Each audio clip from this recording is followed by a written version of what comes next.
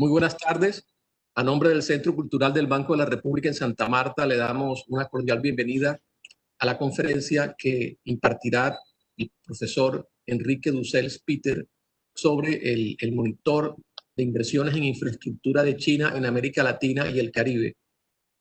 Profesor Dussels, muchas gracias por acompañarnos en esta actividad virtual. La actividad estaba originalmente estaba programada para que el profesor Enrique nos visitara en Santa Marta y pudiéramos, con un evento mucho más grande, compartir sus experiencias de muchos años de investigación sobre el tema de China en América Latina y el Caribe. Infortunadamente, a todos nos sorprendió la pandemia que inició precisamente en China hace 9 meses, en el mes de diciembre, y poco a poco se fue extendiendo por el mundo entero. Y entramos pues a partir de marzo, en el caso de Colombia, en una cuarentena o confinamiento que a partir apenas mañana, hoy o mañana, no estoy muy seguro, en Bogotá se comienza comienza una segunda etapa, por decirlo así, en que ya las actividades económicas y educativas eh, regresan a una relativa normalidad, y en Colombia a partir de este fin de semana, en todo Colombia, quiero decir, porque Bogotá, por supuesto, es Colombia, pero Bogotá se inicia esta segunda etapa 3 días antes. Entonces, precisamente por eso no pudimos hacer la actividad presencial, pero estoy seguro que en el 2021, una vez superemos esta pandemia, podamos movilizarnos libremente. El profesor Dussels ojalá nos pueda acompañar presencialmente aquí en Santa Marta, en Colombia, y poder hacer una de estas conferencias. Hoy vamos a presentar el tema del monitor de inversiones en infraestructura, y más adelante seguramente Enrique Dussels podrá presentar otras de sus investigaciones. Rápidamente, no me voy a detener en la hoja de vida de Enrique Dussels. Igual lo pueden consultar ampliamente en su página, o sencillamente en la página de la UNAM, Universidad Nacional Autónoma de México. Muy rápidamente puedo decir que Enrique Dussels es economista, estudió en Berlín, estudió en la Universidad Notre Dame en Estados Unidos, y es profesor investigador de la UNAM, Universidad Nacional Autónoma de México, desde hace muchos años. A esta universidad nos une un fuerte vínculo académico y básicamente académico y de amigos, pues estudiamos allá nuestro doctorado y una pasantía postdoctoral. Entonces tenemos una cercanía con México, y específicamente con esta universidad en Ciudad de México. Es importante decir que Enrique Dussels hace por lo menos 15 años, seguramente me quedo corto, pero digamos que unos 15 años viene trabajando el tema de las relaciones de China, comerciales, culturales, económicas y de todo tipo, con México, con América Latina y con el Caribe en general. Es de los expertos latinoamericanos, pues aunque no sé si latinoamericano, vive en Latinoamérica, pero su nacionalidad es alemana, Enrique, así que no sé cómo definirte, pero digamos latinoamericano, porque estás en Latinoamérica y trabajas en México. Es de los expertos, de los profesores en América Latina que más ha trabajado el tema de las relaciones China-América Latina, y de hecho el centro donde trabaja se llama CECHIMEX, es Centro de Estudios de México y China y con América Latina. Entonces, no quiero profundizar mucho más en eso, digo que es muy extensa, y a nosotros en Colombia, e incluso un grupo en el Caribe, en Santo Domingo, hemos venido trabajando el tema, bueno, y con Panamá y con todo el Caribe y Centroamérica, el tema de las relaciones de China con el Caribe, la gran cuenca del Caribe. La gran cuenca del Caribe, iniciando pues en el sur de Estados Unidos y terminando, como decía García Márquez, en el norte de Brasil. Entonces, esa gran cuenca tan extensa, por supuesto, China ha tenido una presencia muy fuerte en los últimos 20 años, y nos interesa que en el día de hoy el profesor Enrique Dussels nos muestre cómo ha sido precisamente esas inversiones, sobre todo en infraestructura, en esta gran región pues, del Gran Caribe, de América Latina y el Caribe. De nuevo, profesor Enrique Dussel, bienvenido a esta conferencia organizada por el Banco de la República de Santa Marta. Adelante. Fantástico. Muchísimas gracias por la invitación. De nuevo, muy agradecido por la confianza de, en fin, permitir, yo les diría, socializar algunos de los diversos resultados sobre los que hemos venido trabajando. En el PowerPoint verán, hay dos logos a los que haré brevemente referencia. Uno es el CECHIMEX, Centro de Estudios China-México, y el otro es el de la Red Académica de América Latina y el Caribe. Les adelanto, por ahí a más que uno le podrá interesar y saber, en fin, yo no soy sinólogo, ¿no?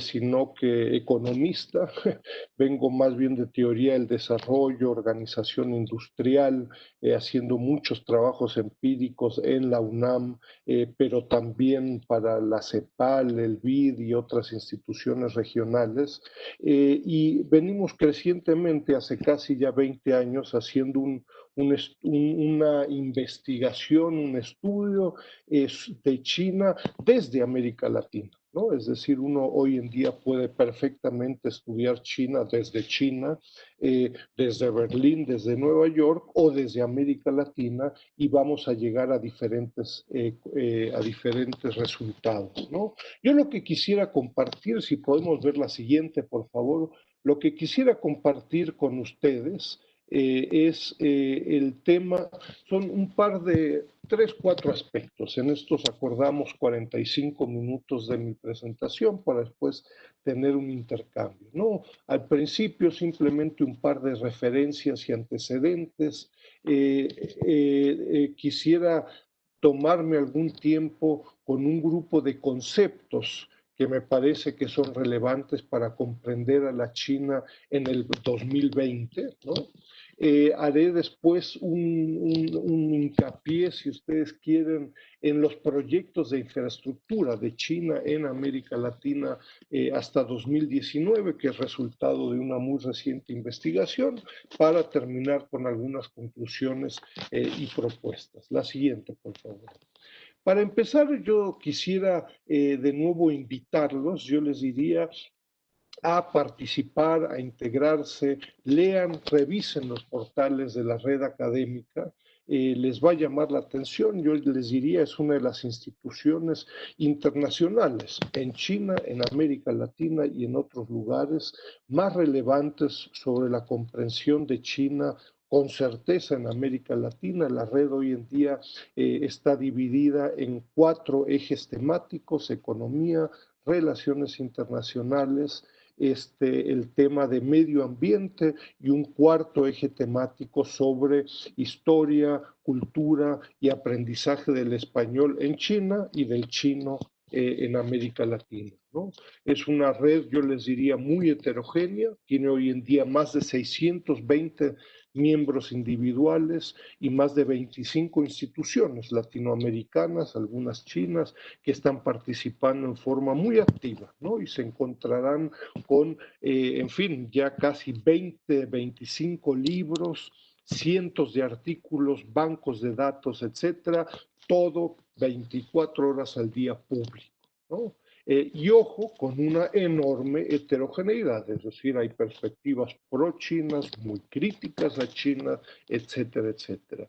Y una segunda referencia que les pudiera llamar la atención: la red existe formalmente desde el 2012, y vamos a hacer este año en mayo. Desgraciadamente por la pandemia lo pospusimos para junio del próximo año, en el 2021. Íbamos a realizar este año el 5º seminario de la red, que realizamos cada 2 años. Si revisan el portal van a ver ahí la información sobre este 5º seminario en el 2021.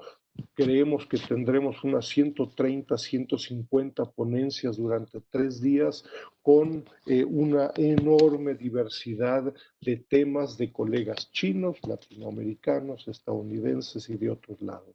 Y un segundo punto de referencia que les pudiera llamar la atención es el CECHIMEX, que es parte de la Facultad de Economía de la UNAM en México, es una institución, yo les diría, 100% académica.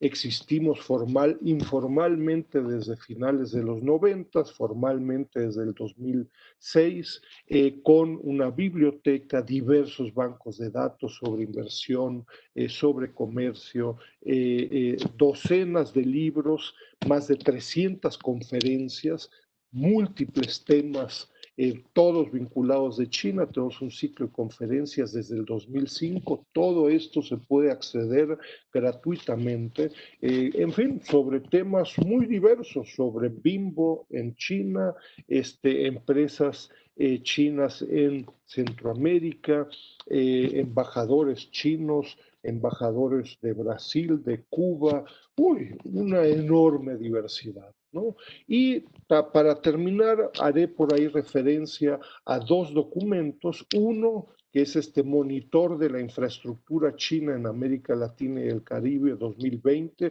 que se publicó hace un par de semanas, que será importante para la penúltima parte de mi presentación, y también un documento que publicamos con Ariel Armon y Shou Yun Sui, que es un querido colega de la Universidad de Renmin en Pekín, sobre el estudio de 20 proyectos de infraestructura de China en América Latina.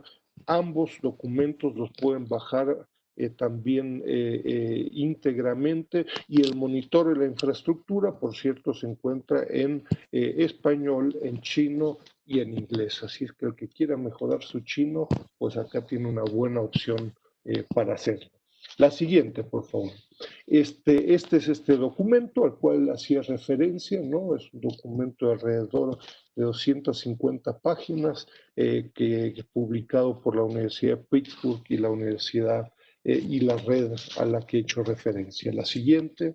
Y venimos trabajando con mucho detalle. Yo voy a hacer más énfasis en el tema de infraestructura, pero venimos trabajando con mucho detalle sobre el tema de inversiones. Como verán en un momento, me permitiré hacer una clara distinción entre proyectos de infraestructura e inversión extranjera directa, pero van a encontrar docenas, si no es que cientos de artículos de colegas chinos, gringos, europeos, latinoamericanos, de las Malvinas a Mexicali, sobre casos de estudio. Este documento acá de China en América Latina, 10 casos de estudio, 10 empresas en respectivos países. En 2019 sacamos este libro en inglés sobre China's Foreign Direct Investment.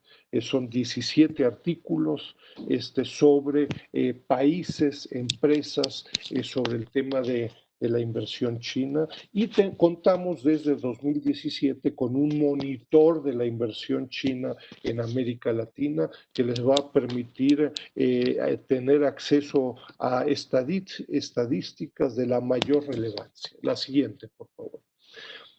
Tres conceptos que quisiera, una más, por favor, tres conceptos que me permito invitarlos a considerar, ¿no?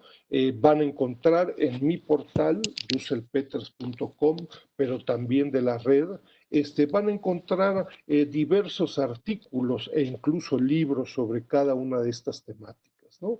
Primer tema que yo me permito poner a su consideración, y en aras de buscar comprender a la China de 2020. China hoy en día es mucho más que un país más entre la A de Argentina y la Z de Zambia, y en medio hay un país CH, China, ¿no?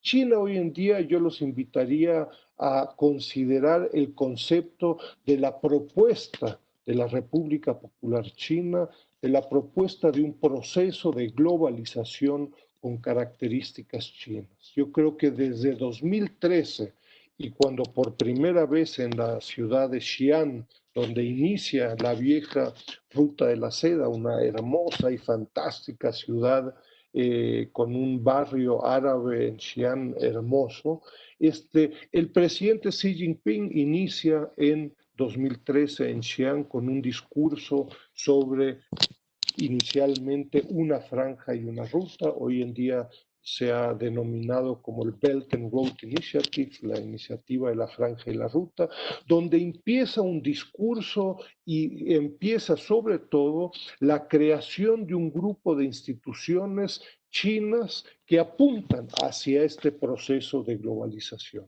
Esto es muy importante porque estamos viviendo un proceso o un momento, uno diría, histórico, en donde por lo menos existen dos opciones de globalización. Uno, el proceso de globalización que conocemos, que inició con, en fin, las instituciones de Bretton Woods en 1944, ¿no? Bajo la hegemonía y el liderazgo estadounidense, y uno mucho más reciente, en proceso, dirá alguno, propuesto por la República Popular China y como alternativa y como opción al proceso a la globalización liderada por Estados Unidos, la Unión Europea y Japón, entre otros, ¿no? Los conceptos ahí de comunidad con un futuro común me parecen de la mayor relevancia, la participación de China en grupos de países como los BRICS, el G20, es muy relevante, la integración del renminbi como moneda, como una de las monedas en el Fondo Monetario Internacional, es de la mayor relevancia, y un grupo de nuevas instituciones que China ha creado a nivel internacional bajo este paraguas de la franja y la ruta. Probablemente uno de las instituciones más conocidas es el Asian Investment and Infrastructure Bank, es decir, una institución creada por China, ojo, donde participan ya docenas de países, ¿no? Pero después también todo un grupo de instituciones vinculadas a procesos económicos, comerciales, de inversión en Asia, en América Latina, en la PEC, con África, entre otros. Ojo, no es solo un proyecto de globalización económica. Los institutos Confucio, por ejemplo, desde una perspectiva cultural, juegan un papel muy significativo, ¿no? Hoy en día tengo entendido que hay más de 500 institutos Confucio en América Latina, más de 100, que buscan no solo transmitir la lengua, sino que sobre todo la cultura, geografía, política de China, desde una perspectiva, obviamente, dirá alguien, muy oficial. Muy importante, y con eso termino prácticamente sobre este tema, muy importante desde una perspectiva como contraparte de China y concretamente en América Latina, es que en términos de la cooperación que China ofrece al resto del mundo, es una cooperación de muy largo plazo. Es decir, China explícitamente plantea un marco al 2035 y al 2050. Esto es muy importante porque sobre todo en la cooperación, por ejemplo, con Estados Unidos, ¿no? La cooperación se ha vuelto una cooperación muy cortoplacista a diferencia de esta propuesta. Notarán también, yo no le pongo ningún adjetivo, eso se los dejo a ustedes, si este proceso y esta opción que ofrece China es buena, es mala, es sustentable, es mejor que la estadounidense o no, etcétera. Si tuviera mucho más tiempo, no es el principal tema de la presentación, sería muy interesante ver con detalle cuál es la reacción, uno diría, del viejo rico del pueblo, ¿no? Léase Estados Unidos, que sigue siendo un punto de referencia muy importante, a diferencia del nuevo rico, diría uno, que es la República Popular China, ¿no? Entonces, entendamos a China en América Latina, pero en su relación con Estados Unidos y con muchos otros países, como un país, según el Fondo Monetario Internacional, desde 2014, medidos en PPP, China ya es la principal economía del mundo y Estados Unidos la segunda. La discusión no es si China va a ser la economía más grande del mundo, sino cuándo. Entonces, comprendamos a la República Popular China en estas dimensiones con alternativas hacia lo que presenta Estados Unidos particularmente. Un segundo concepto, la siguiente, por favor, concepto que me permito invitarlos a considerar, y si ingresan a mi portal dusselpeters.com van a encontrar todo un grupo de análisis, ejemplos, estudios bajo este concepto. En 2015, en un libro que publicamos con Ariel Harmony, se llama Beyond Raw Materials, es decir, más allá de las materias primas, me permito ahí en unas 20 o 25 páginas explicar con mayor detalle este concepto del sector público en China. Yo los invito a considerar seriamente este concepto de la omnipresencia del sector público en China. El sector público desde esa perspectiva es un concepto fundamental, para mí ha sido muy funcional para comprender temas específicos, como veremos en un momento el tema de proyectos de infraestructura, pero también comercio, inversión y muchos otros. El sector público en China es la suma del gobierno central, de ciudades, municipios y provincias, bajo el liderazgo del Partido Comunista Chino, y cuyas instituciones, de nuevo, de estas cuatro del gobierno central, ciudades, municipios y provincias, que compiten entre sí. Y esto es resultado, sobre todo, de cómo funciona el Partido Comunista Chino. Para darse una idea, yo diría en el 2020, alrededor del 45% del Producto Interno Bruto de China es directamente propiedad del sector público. No existe en el mundo y en las principales 20 economías del mundo la participación del sector público, yo diría, en algunos pocos casos llega al 5%, en la mayoría es del 3% o menor al 3%. En China, repito, entre el 45 y el 50% del Producto Interno Bruto.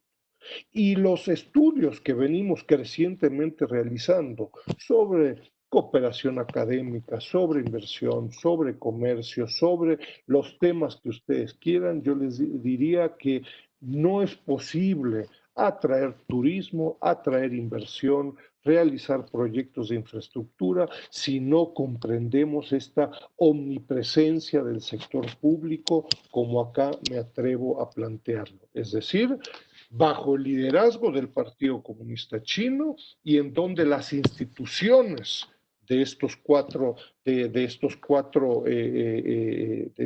instituciones compiten entre sí. Eso lleva a resultados dentro de una economía y de un país que se autodenomina constitucionalmente socialista, lleva a resultados muy insospechados, ¿no? Hay toda una discusión interesante sobre Maonomics de Loretta Napoleoni, por ejemplo, entre otras, y que destacan la enorme competitividad de las empresas y de sectores específicos en China bajo la propiedad pública, ¿no?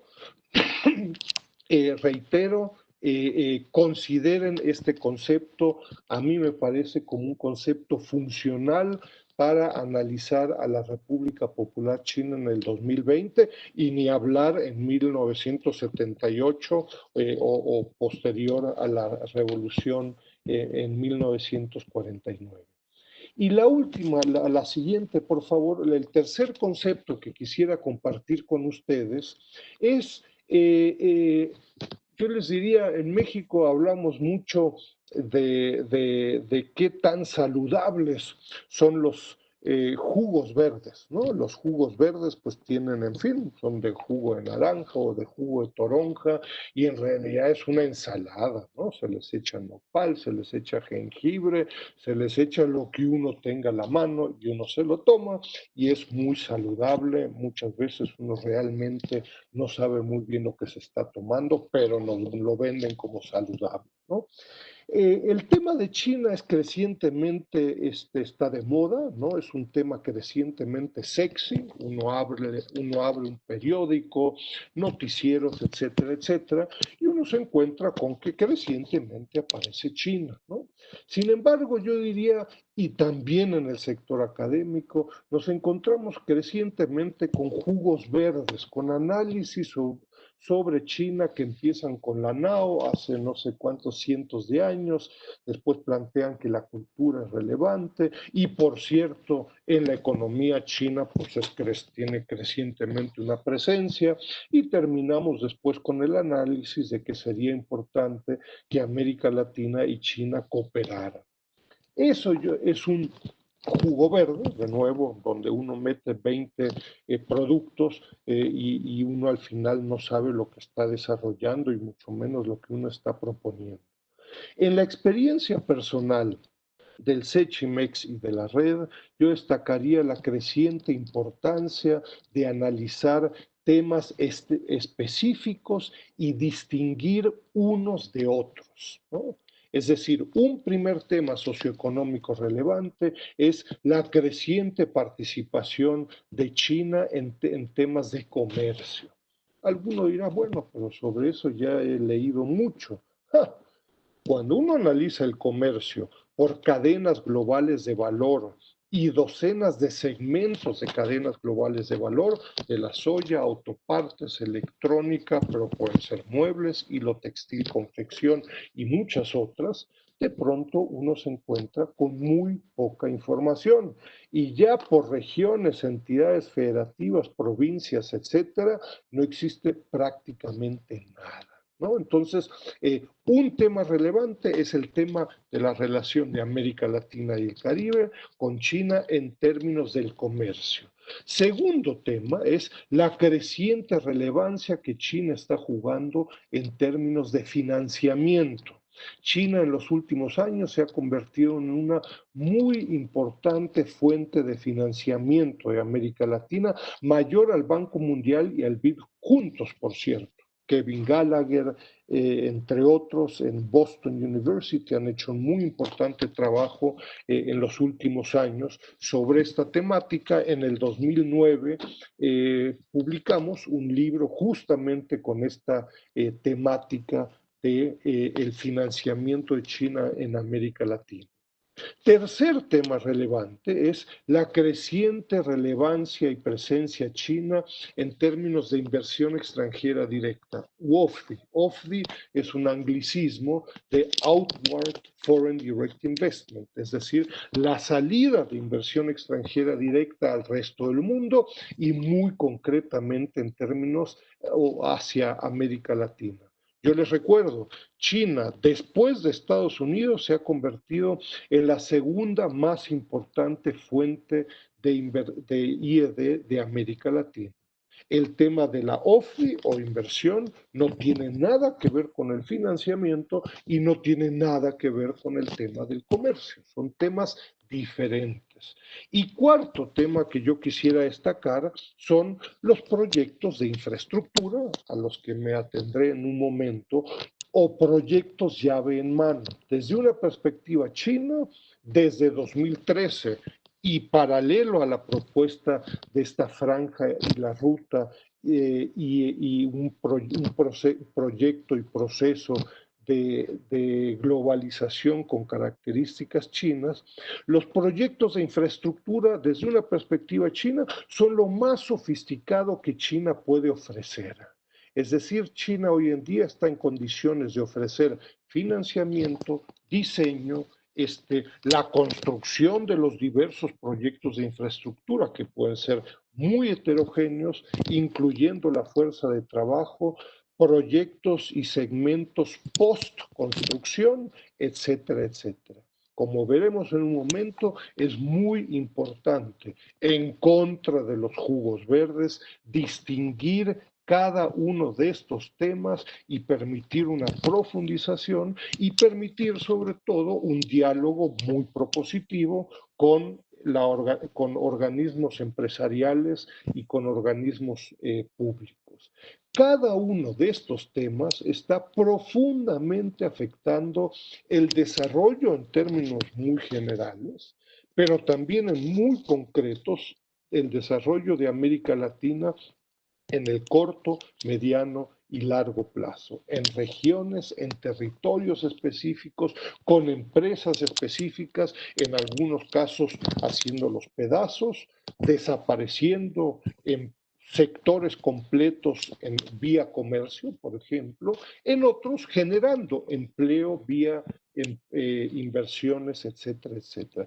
Requerimos en contra de los jugos verdes, requerimos especialización, concreción, integrarse a grupos de estudio, de investigación que pudieran ya existir en China, en América Latina, en temas específicos. Les llamará la atención, si ingresan a la red ALC China, la enorme cantidad de especificidad que encontramos en los trabajos de colegas, funcionarios y empresarios. La siguiente, por favor.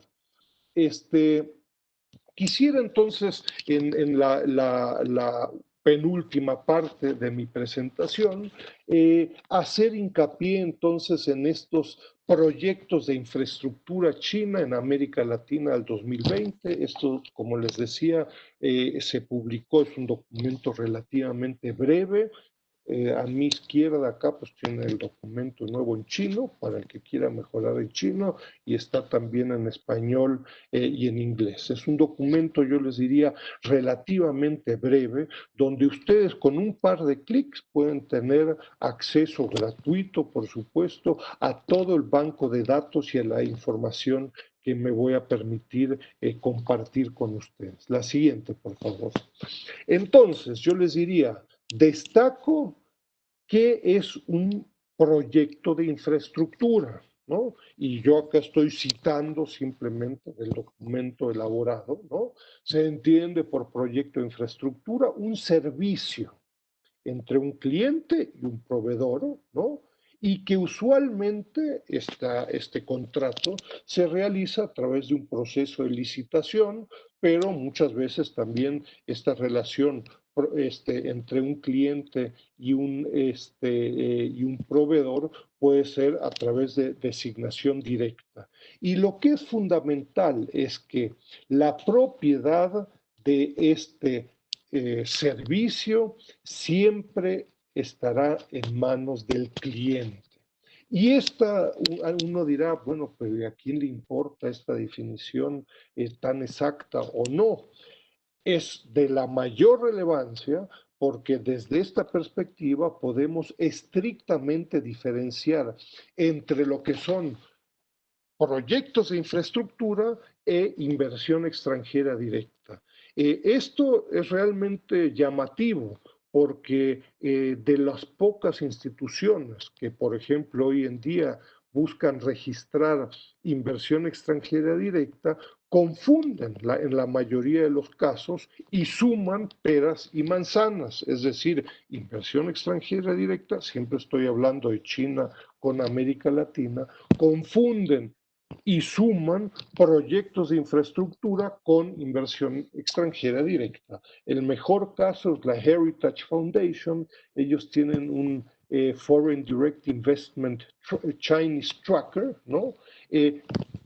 Revísenlo, ¿no? Es un esfuerzo importante, interesante, pero juntan temas de inversión y de proyectos de infraestructura. Fundamental acá es que el cliente, en la mayoría de los casos, el sector público siempre tiene la propiedad de este servicio. Y esto es una diferencia enorme con la inversión. Es decir, si Huawei invierte en Colombia, pues ¿de quién va a ser la propiedad de la inversión? Pues nos dirá Huawei, pues ¿cómo que de quién? Pues mía.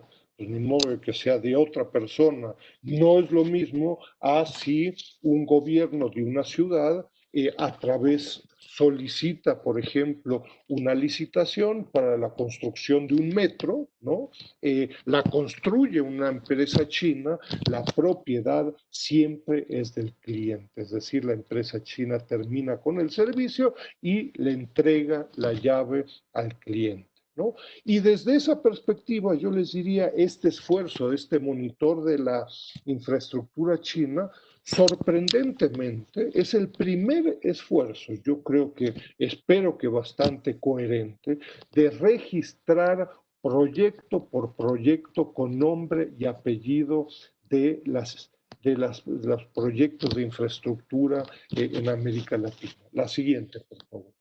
Algunos, yo les diría, no quiero acá aburrirlos ni dormirlos, ¿no? Pero yo les diría temas que a mí personalmente me llaman la atención. Revisen el monitor, es de 10, 12 páginas, se lee bastante rápido e invita a bajar y revisar el archivo en Excel, donde pueden bajar toda la información, incluyendo, por cierto, Colombia, pero también otros países, ¿no? Estamos hablando a final de cuentas, y acá me remito al cuadro que tienen ustedes enfrente. China ha realizado en América Latina hasta 2019 86 proyectos de infraestructura, el tema, ¿no? Eh, el monto de estos proyectos de infraestructura es cercano a los 80.000 millones de dólares, ¿no?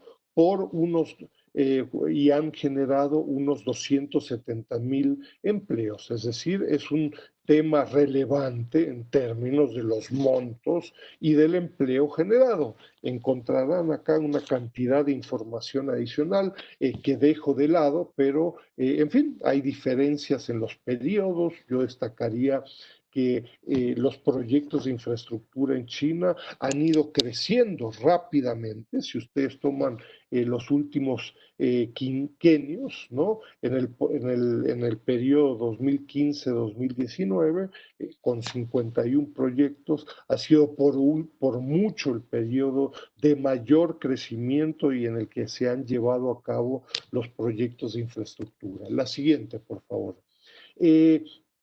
Cantidad de información, pero yo destacaría, en fin, hay un grupo relativamente pequeño de países que ha destacado por los proyectos de infraestructura de China en la región. Argentina, por ejemplo, ha sido el país que con 17 proyectos de infraestructura y por un monto de un poco más de 30.000 millones de dólares, ha sido el país en donde los montos de los proyectos de infraestructura han sido los más altos, ¿no? El país, por su tamaño y por el número y monto de proyectos de infraestructura que ha realizado, el país que más se ha visto afectado por los proyectos de infraestructura ha sido Ecuador, un país más pequeño que Argentina, también con 17 proyectos de infraestructura y que ha generado, por cierto, más de 70.000 empleos en una economía, de nuevo, mucho más pequeña que la argentina o la brasileña, ¿no? Entonces, en fin, yo creo que son casos de estudio de la mayor relevancia. Sería muy interesante acá contar con una participación muy activa de colegas colombianos sobre temas de inversión, de comercio, que se integren a estos estudios y análisis sobre proyectos de infraestructura. Cada uno de estos países, de estos periodos, el tema de empleo, etcétera, nos podría dar para una conferencia solo. Yo solo me permito mostrarle algunos resultados que personalmente me parecen relevantes y que permiten una profundización. La siguiente, por favor. Otro tema que me parece relevante, y vuelvo al tema de la omnipresencia del sector público, ¿no? Para el periodo 2000, en realidad el primer proyecto de infraestructura chino se lleva a cabo en 2005, ¿no? Pero para este periodo, para los 86 proyectos de infraestructura de China en América Latina, uno se encuentra que de los 86 proyectos, 82 son de propiedad pública. Y de esos 82, 80 son del gobierno central chino, ¿no? Es decir, el concepto de la omnipresencia del sector público es de la mayor trascendencia, ¿no? Prácticamente el 100%, la totalidad, prácticamente 82 de 86 proyectos son empresas públicas y la mayoría de esos del gobierno central, ¿no? Esto es fundamental, ¿no? Es decir, si las cosas salen bien con estas empresas que participan y realizan y llevan a cabo estos proyectos de infraestructura, el respectivo país tendrá una buena relación con su contraparte, el sector público chino. Si las cosas salen mal, como la empresa es pública, el respectivo país se las verá con la embajada china, con el sector público chino, etcétera, etcétera. Es decir, hay que saber con quién realiza uno este tipo de proyectos. Hay mucha otra información que en un principio dejo de lado. La siguiente.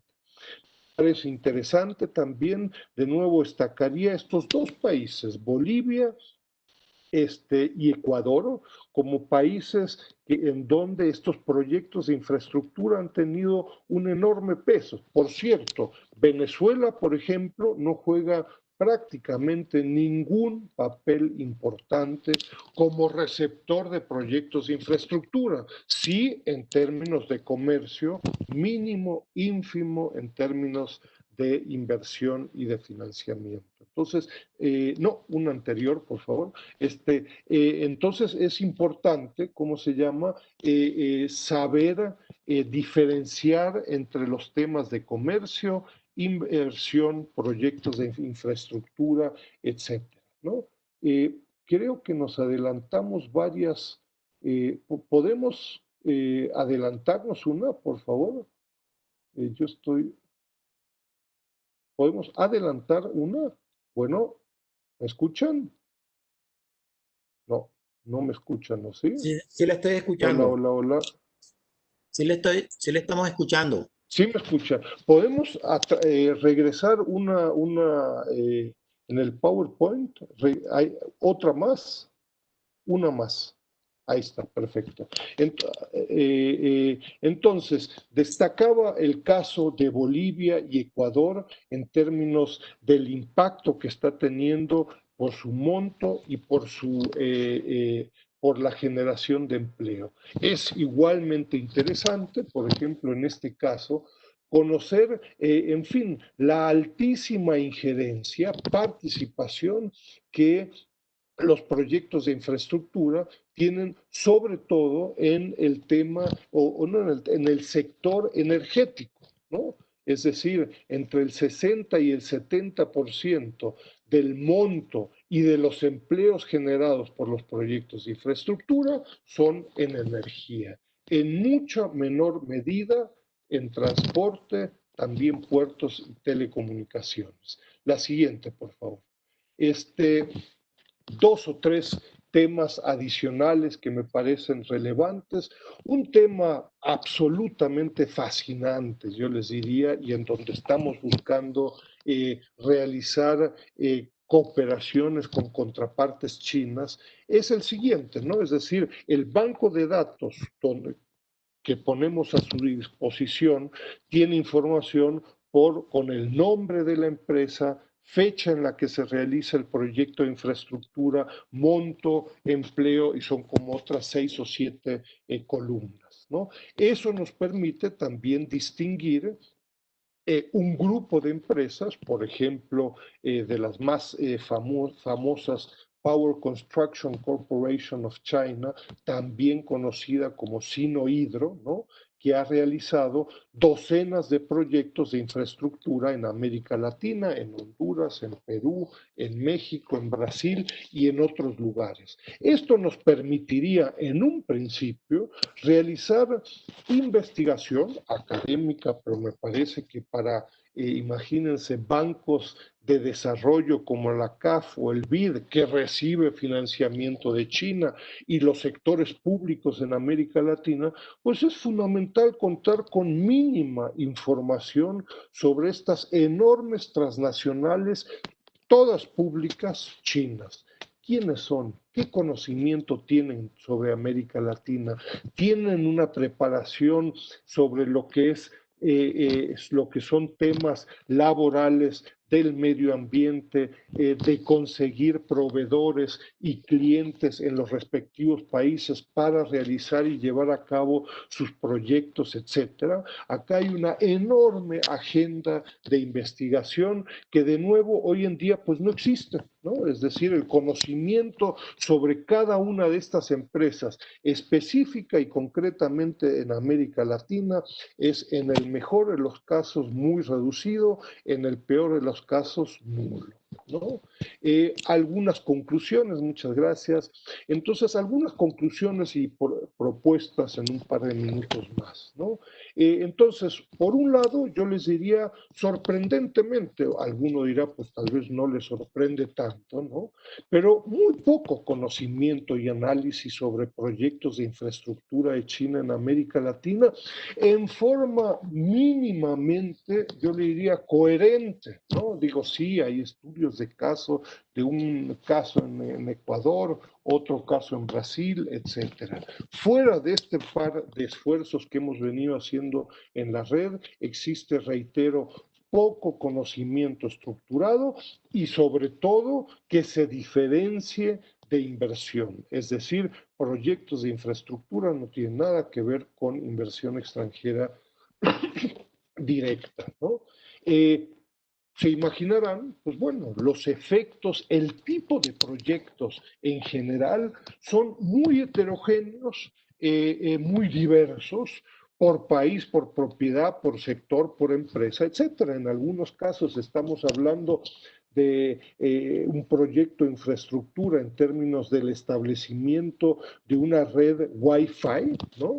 Y en otros estamos hablando de centrales nucleares o la construcción de un aeropuerto, ¿no? Entonces, el impacto que pueda tener este tipo de proyectos, relaciones con proveedores, con clientes, etcétera, son muy heterogéneos. Buscar encasillar a todos los proyectos de infraestructura como de un único tipo, la riqueza empírica nos va a llevar a que esas grandes generalidades no sirven de mucho, ¿no? Pareciera ser que las empresas chinas, públicas todas, o casi todas, han permitido un lento, creciente proceso de aprendizaje, es decir, lentamente empiezan a conocer las diferencias entre Colombia, Argentina y Panamá, por poner algún ejemplo. Eso en el proceso de globalización que iniciaron las empresas chinas hace 10 años, no mucho más, al principio el conocimiento era mucho más limitado y mucho más restringido.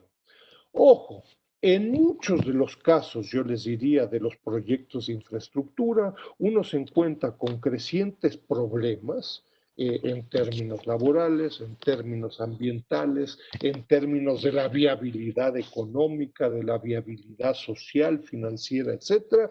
En muchos de los casos uno se encuentra, y eso no es nada nuevo para los que vivimos en América Latina, lo digo diplomáticamente, se debe a la gran permisividad y corrupción que existe en América Latina ante todas ante las empresas locales, regionales, nacionales e internacionales que pueden ser japonesas, alemanas o chinas, ¿no?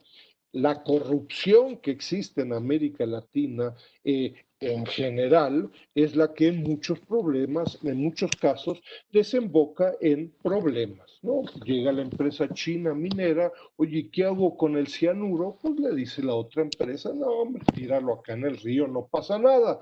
Claro, lo tira en el río, como lo han venido haciendo la canadiense, la estadounidense y la local, y de pronto se arma un gran escándalo. Mira, la empresa china está tirando el cianuro al río, cosa que está mal, pero pues así lo vienen haciendo hace 500 años por la mayoría de las empresas, ¿no?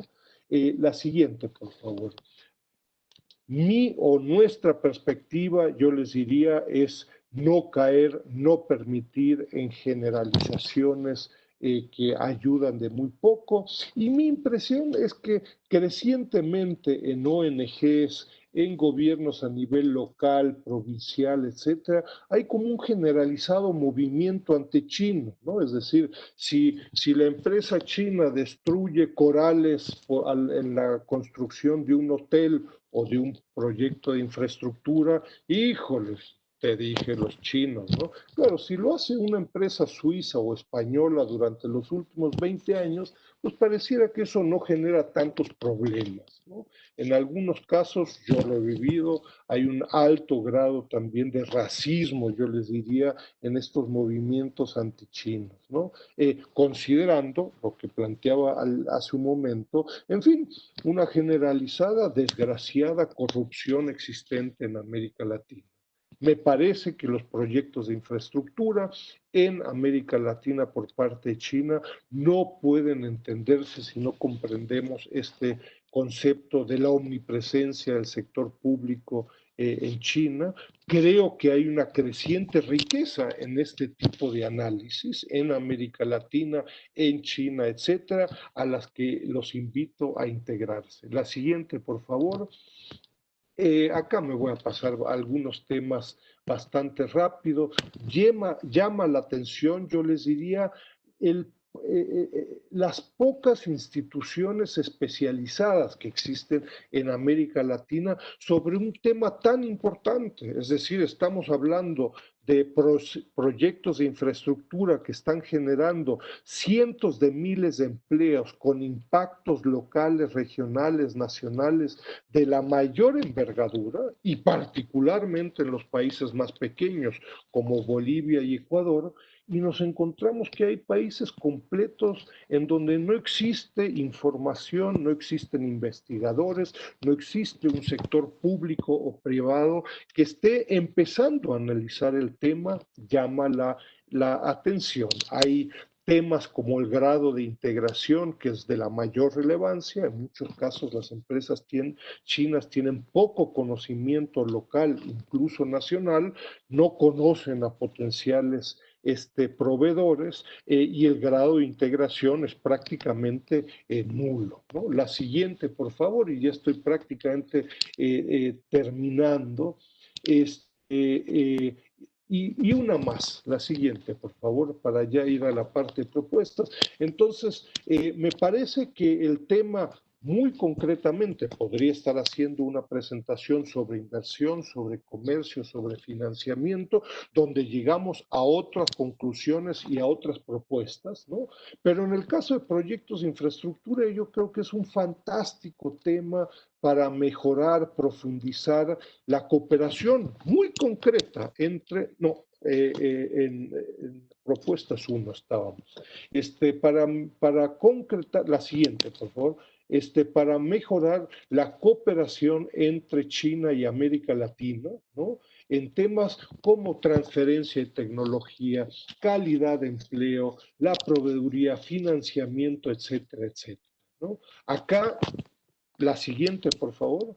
Me parece que es muy importante que se integren las instituciones públicas y privadas y académicas en estas discusiones de cooperación. Por el momento no lo están haciendo. Enumero en las propuestas acá un grupo, por ejemplo, para el caso de México, un grupo de instituciones que existen en México, pero que no participan en esta cooperación puntual y concreta en proyectos de infraestructura. La siguiente, por favor. No, creo que no me escuchan. Ya estoy, esta es la última lámina. Una más, por favor. Ahí está. No, una antes. Estoy en propuesta. Exacto, ahí. En fin, es muy importante, yo diría, de integrarse a los debates y análisis existentes específicos en contra de estos jugos verdes, ¿no? Es decir, existen sobre el tema de proyectos de infraestructura todo un grupo de redes especializadas en el tema de proyectos de infraestructura, ¿no?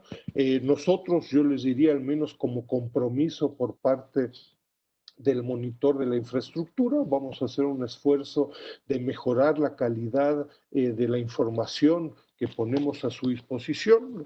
Los invitamos a revisarlo y a hacernos indicaciones sobre posibles errores. Hemos encontrado algunos. Estamos muy interesados en integrar a instituciones y contrapartes chinas, ¿no? Es decir, para que las propias empresas, el sector público en China, logre mejorar la calidad de los proyectos que realiza en América Latina y disminuyan errores y horrores que han realizado en algunos casos, ¿no? Termino simplemente destacando que estos proyectos de infraestructura están teniendo muy significativas implicaciones de política en la relación entre América Latina y el Caribe con China. Véase el caso de Ecuador, véase el caso de Perú, véase el caso de México, Argentina y Brasil, entre muchos otros. Es decir, se trata no solo de temas para especialistas técnicos e ingenieros, sino que también para personas interesadas en relaciones internacionales, en temas políticos, ¿no? Porque el éxito o el fracaso de estos, en muchos casos, enormes proyectos de infraestructura o mejoran la relación entre los dos países o generan enormes crisis, ¿no? Entonces, muy bien, pues yo con eso termino la presentación y les agradezco por su atención, ¿no?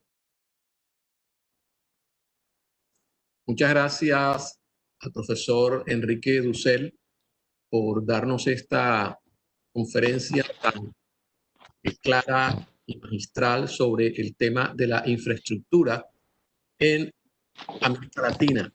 Y bueno, en un principio igual nos comentaba cómo no teníamos que confundir estos proyectos de infraestructura con la inversión extranjera directa, con la inversión directa como tal.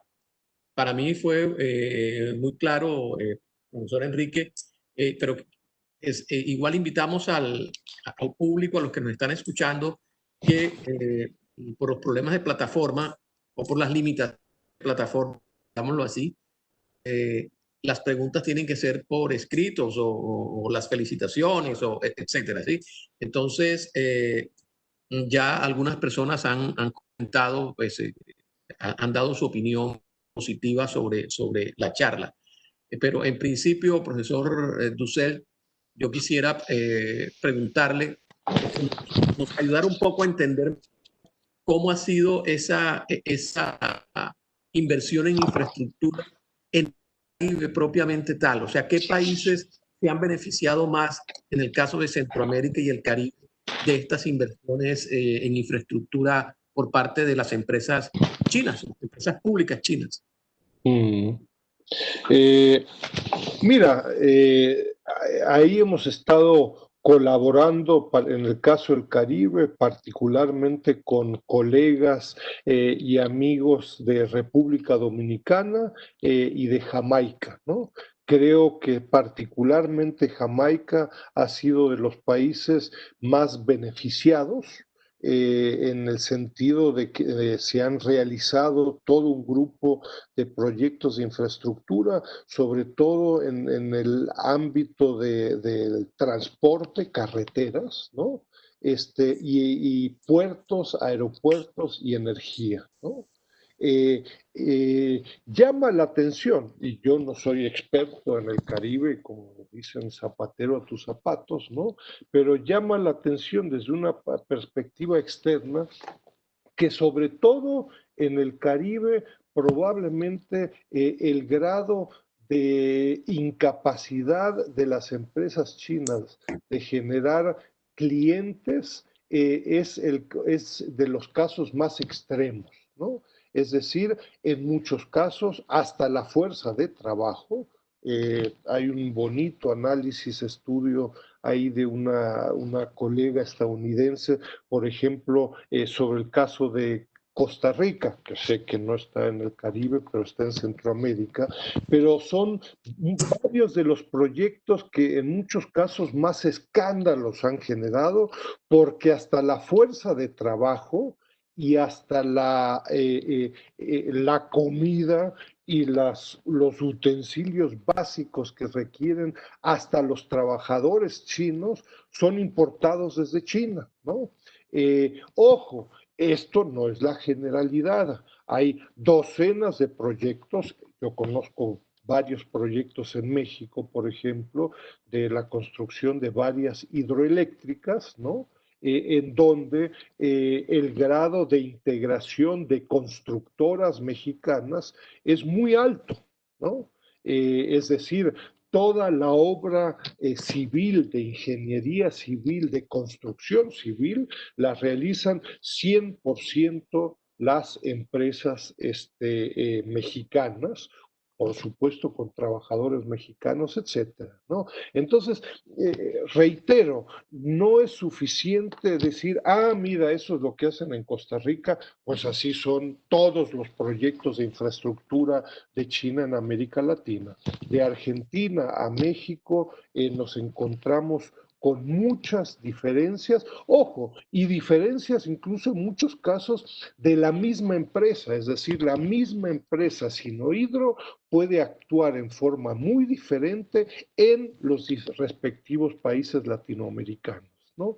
Entonces, en fin, son algunos, yo te diría, de los aspectos que me llaman la atención para el caso del Caribe. Hay anécdotas, yo te diría, muy interesantes, incluso en el sentido de cómo el sector público y las empresas chinas están aprendiendo también en el Caribe, ¿no? Imagínate, las empresas chinas traen a trabajadores chinos estoy hablando de un caso ahí de un país en Jamaica, ¿no? Traen a los trabajadores chinos se quejan porque les pagan poco y mal y hacen una huelga y se quejan y van con el embajador chino, quien los recibe y negocian quién sabe qué y el proyecto de infraestructura continúa, ¿no? Entonces, en fin, hay experiencias muy diversas, ¿no?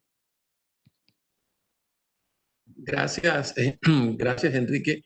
También hay una inquietud, una inquietud con respecto a, digamos, uno podría hablar, la pregunta está relacionada con el tema político, por decirlo de alguna manera. Los países que más recibieron este apoyo a nivel de infraestructura, tú los comentabas, Argentina, Bolivia y Ecuador, básicamente. Y en Brasil su también, momento, sí. y Brasil, bueno, y Brasil. En su momento, estos países tuvieron una tendencia política, por decirlo así, distante de, digamos, de Washington. Esto definitivamente ayudó a que la inversión china fuera muy cuantiosa en el caso de infraestructura, porque estamos hablando de infraestructura en estos países que tenían una distancia político-ideológica de Estados Unidos.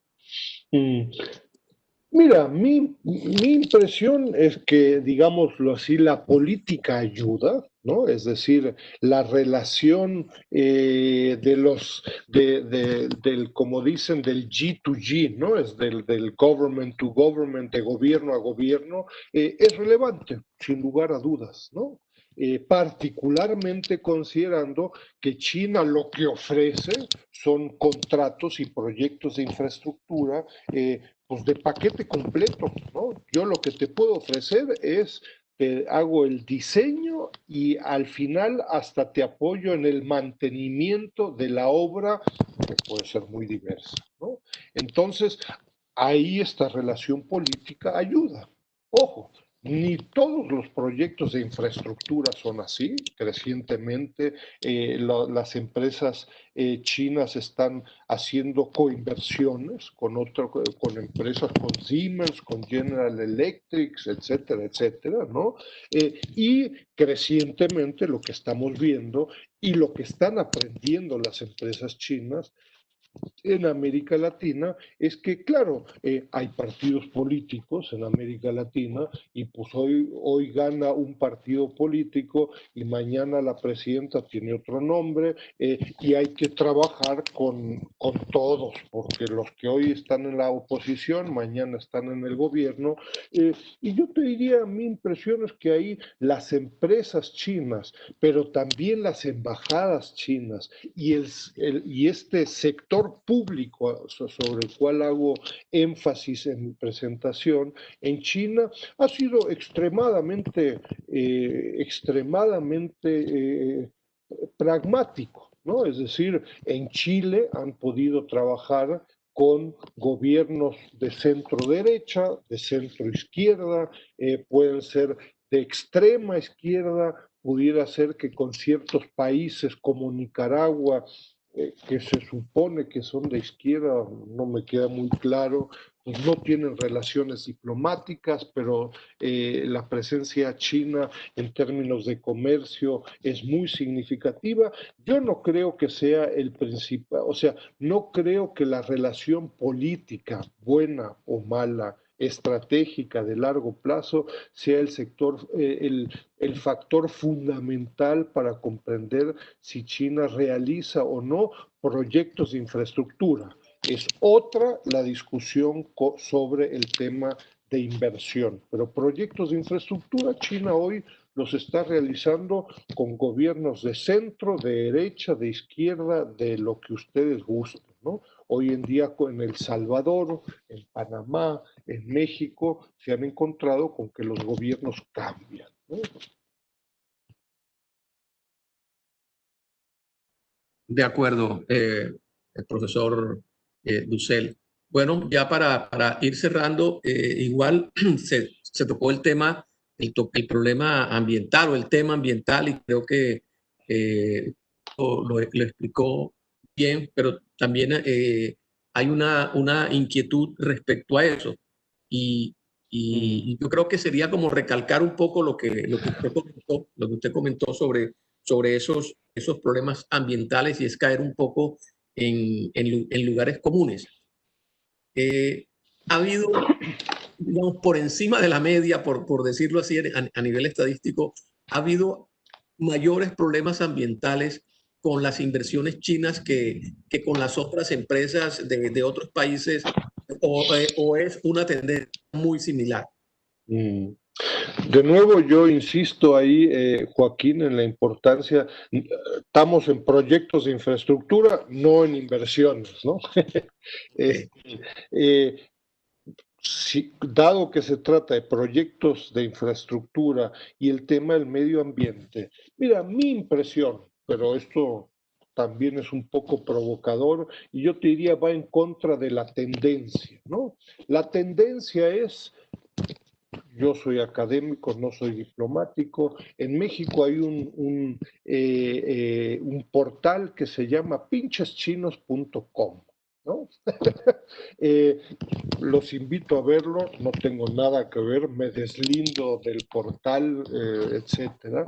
Pero si uno se mete, pues bueno, uno se pone un suéter chino y a los 30 grados prende lumbre y se incendia, uno compra un auto chino y uno pone la direccional a la izquierda, y el manubrio se va a la derecha, etcétera. Y los chinos lo ven eso y le dicen a uno, mira, si tú crees que eso es China, me encantas, ¿no? Digo, no seríamos la principal economía ni el principal exportador global si China fuera lo que tú ahí estás caricaturizando, ¿no?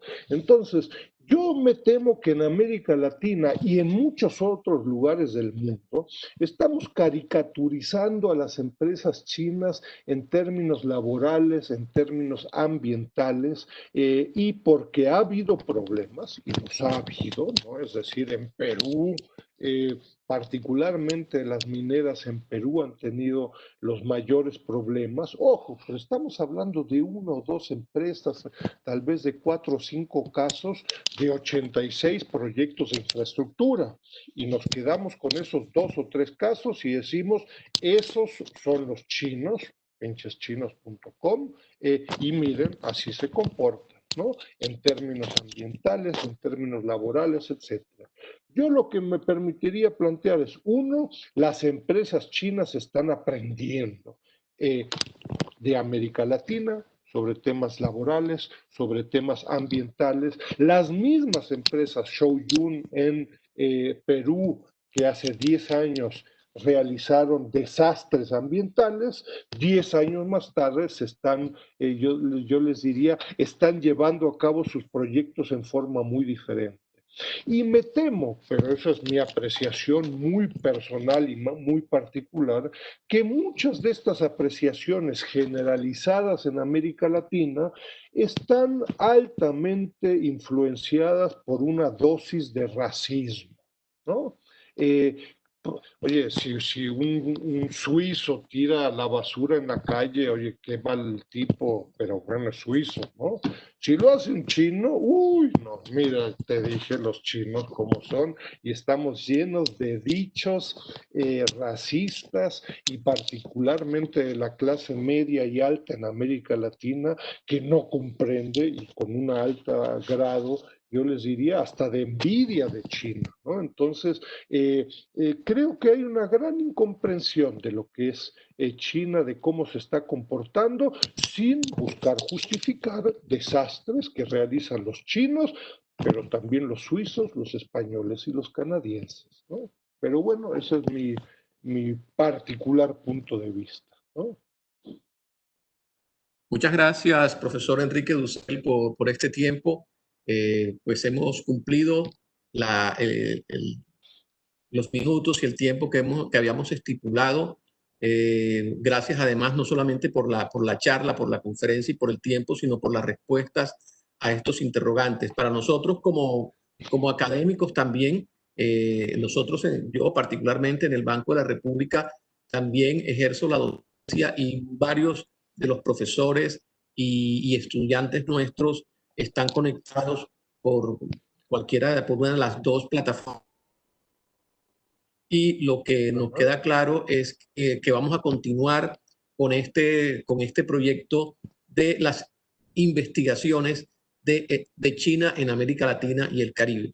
Creo que ha sido sí, un buen punto de arranque para que los estudiantes y los profesores que empezamos este proyecto el año anterior, pues continuemos definitivamente trabajando el tema China, Colombia y China, el Caribe. Realmente lo que nos interesa y lo que tenemos aquí enfrente, realmente nosotros es el Caribe, y nuestras conexiones son muy estrechas con varias islas y con varios países del Caribe. Entonces también hemos sacado mucho provecho de toda esta información que ustedes tienen de Sechimex y ARC.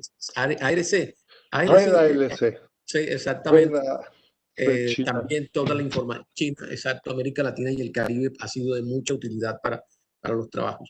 Entonces, nos mantendremos en contacto. De nuevo, muchísimas gracias, y estoy seguro que el próximo año, en el 2021, ojalá podamos tenerlo acá presencialmente y continuar con los temas de interés de estas relaciones de China con América Latina y el Caribe. Muchas gracias, profesor Enrique Dussel.